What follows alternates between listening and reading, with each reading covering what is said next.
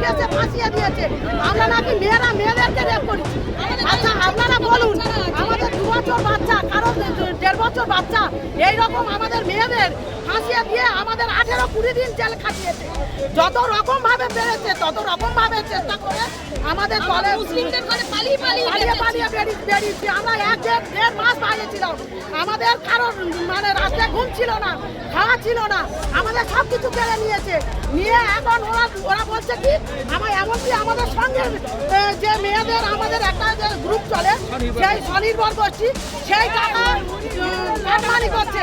আমরা যে CC loan নিতে যাই, সেই সিসি লোনের পিছনে কারো কোনো দলে বলছে 2000 দিতে হবে, কোনো দলকে বলছে 5000 দিতে হবে, কোনো দলকে বলছে এটা দলের নেত্রী না, বাপি হালদারের যে সঙ্গে দায়িত্বে আছে ওনার যে মল্লিকা বা আরো বেশি মানে যারা কাজ করছে আন্ডারে কাজ করছে, তারাই বলছে যে না দিলে লোন পাস করাবো না।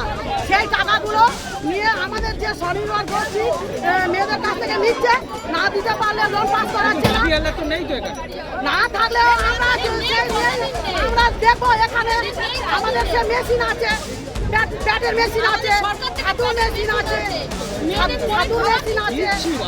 সেগুলো আমরা আমাদের এটা বুঝে হিসেব বুঝে নিতে চাই। কতদিন নেই বাকি, কতদিন নেই এখানে সেটা আমরা বলতে পারবো না।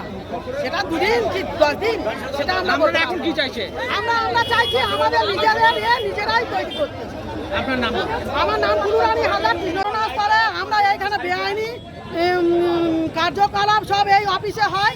আমরা সব এখানে এসেছি, আমাদের সঙ্গে স্বনির্ভর দলের সব জিনিস সব এখানে আছে, মেশিন থেকে শুরু করে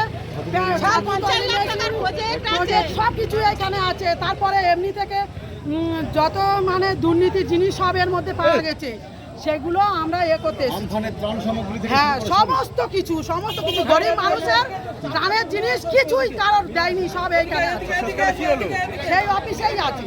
এখন কি হবে?